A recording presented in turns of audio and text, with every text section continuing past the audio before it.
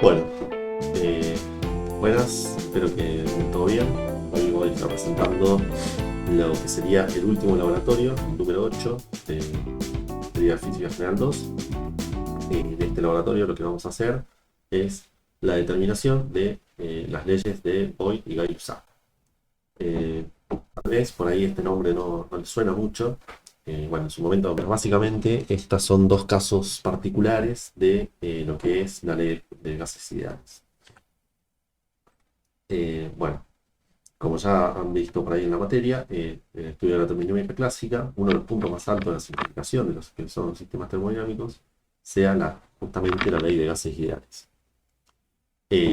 Bueno, esta ley que se puede resumir en una expresión matemática muy simple, P por B igual a nRT, nos relaciona parámetros macroscópicos fácilmente medibles, tales como lo que es justamente presión, volumen y temperatura. Bueno, esta expresión no es que ha sido desarrollada de un día para el otro, sino que a lo largo de los siglos se han ido creando dispositivos para poder ir midiendo cada una de estas variables y la ecuación finalmente se terminó de construir eh, a través de distintas experiencias que se fueron desarrollando y descubriendo en forma independiente.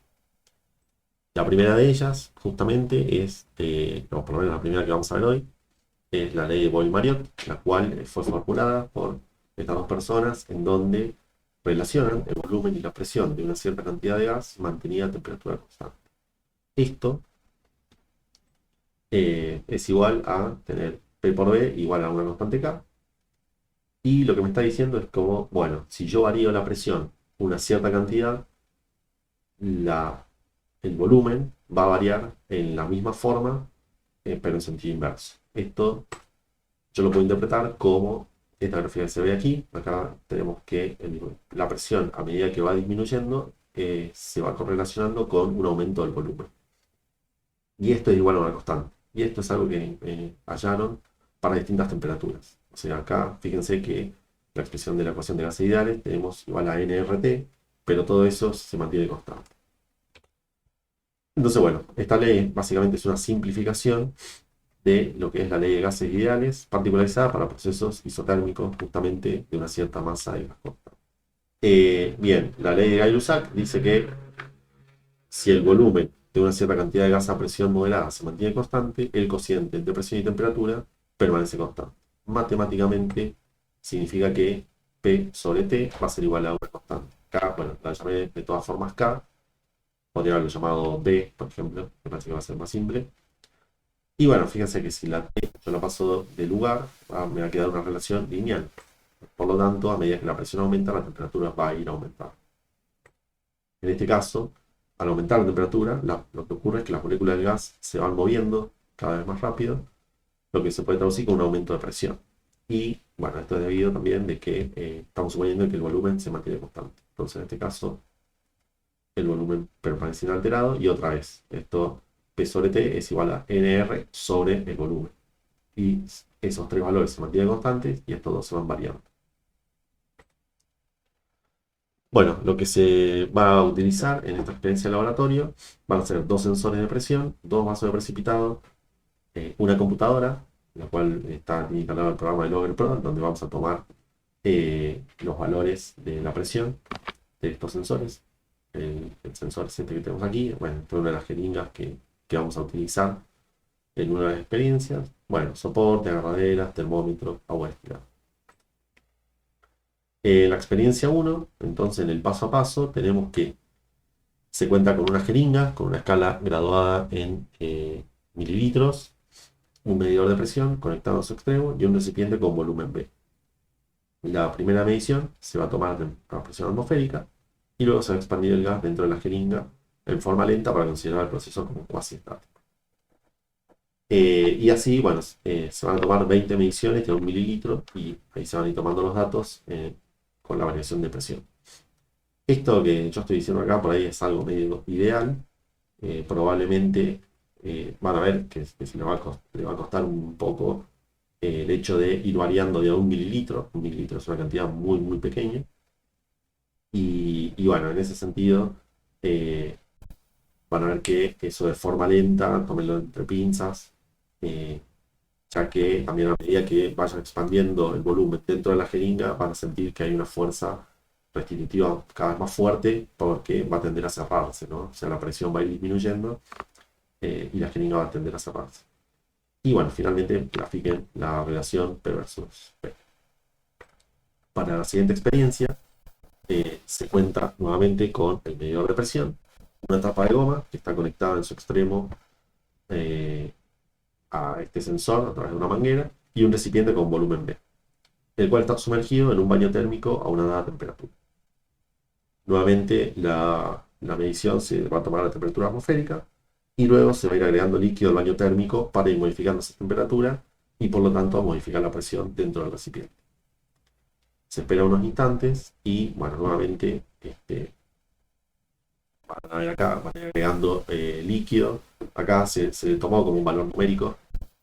Fíjense que pusimos 20 mediciones de a 10 mililitros. Esto en realidad es para llegar a 20 mediciones, no es que justamente hay que agregar 10 mililitros. En realidad, esto lo pedimos para poder llegar a 20 mediciones. Por ahí si se va agregando a ojo, muchas veces, bueno, esa variación a veces son grandes y a veces no se llega a 20 mediciones porque se agrega mucha agua. Entonces, como para saber, asegurarnos que vamos a llegar a 20 mediciones, pedimos 10 mililitros por medición. Y finalmente, bueno, graficar la relación presión versus temperatura. Bueno, espero que haya quedado claro esta segunda experiencia. Pero hay una trampa. O sea, aquí fíjense que yo en ningún momento... A ver, perdón. Es una trampa. Sí, señor. Aquí hay una trampa. ¿Cuál es la trampa? Bueno, fíjense que hay un par de detalles que tienen que tener en cuenta. Que en ningún momento yo dije... O sea, hay una variación de temperatura, ¿sí? Pero nunca dije cómo es esa variación, ¿sí? Estamos yendo a temperaturas cada vez mayores o a temperaturas cada vez menores. Bueno, eso lo van a tener que pensar, van a tener que contestar qué es lo que ustedes piensan, si conviene hacerlo a cada vez a mayores temperaturas, ir subiendo la temperatura del baño térmico o ir disminuyéndola. O sea, acá yo ya les dije que vayan agregando líquido. Lo que podrían hacer también es, sí, en cualquiera de los dos casos van a tener que ir agregando líquido. No, no dije nada. Y bueno, finalmente al graficar, esto se hace al final de la gráfica. O sea, al final de la toma de datos se grafica la relación presión versus temperatura y esta es una pregunta para, bueno, simplemente hacer el análisis de datos correspondientes si se puede optimizar el ajuste a partir de variar las ventanas de apreciación. Esto es, ustedes toman una cierta cantidad de datos, es decir, bueno, si me conviene borrar algunos de ellos o tomar como alguna parte en específico para que dé mejor el ajuste. Bueno, algunas notas ahora respecto a la experiencia 1 y 2. Bueno, lo que nosotros vamos a hacer, en definitiva, lo que nosotros queremos es determinar las constantes. Vamos a llamar K y B para que sea más simple. Y bueno, en principio no es necesario conocer los volúmenes de los recipientes para ninguno de los dos casos. Ya que lo que a nosotros nos interesa es, en un caso, bueno, el volumen es constante. Y en el otro caso, lo que a nosotros nos interesa es la variación de volumen. Pero no nos interesa el volumen total en sí. Y lo mismo ocurre para el caso de la primera experiencia, de la temperatura. O sea, la temperatura la podemos tomar como no. O sea, eso es indistinto. Vamos a tener también una relación P versus B, pero tenemos que ser conscientes de que si cambia esa temperatura de medición, o sea, la temperatura del laboratorio, esa constante obviamente va a cambiar. Entonces, bueno, como nosotros queremos encontrar las constantes y al mismo tiempo queremos verificar si realmente nos está dando un valor coherente. Esto es, por ejemplo, en la ley de Boyle-Mariotte vamos a calcular presión por volumen. La presión por volumen nos va a dar un número, un número con su unidad. Y a eso lo vamos a tener que evaluar a NR por T. N es el número de moles, R es una constante que ya lo sabemos, y la temperatura es seguramente la que van a medir en el laboratorio. Entonces, en ese caso, lo único que necesitaríamos saber es Sn. Entonces, bueno, el N, una forma de poder determinarlo es calcular la masa que tiene el aire, vamos a usar aire en nuestros casos, la masa que está en ese recipiente por la masa molar. Entonces hacemos ese cociente y el N, según los datos bibliográficos, sabemos que es el volumen por la densidad del aire sobre la masa molar este valor es del aire seco. Entonces, bueno, fíjense que aquí vamos a tener que agregar el dato que midan y finalmente igual va a quedar igual a moles. Bueno, esto ya es como una parte final. Para el informe, como siempre, la típica, vamos a pedir un resumen, introducción, procedimiento, etc. Y bueno, nada más, estamos listos para ir manos a la obra. Eso es todo. Bueno, tenemos si surgen preguntas.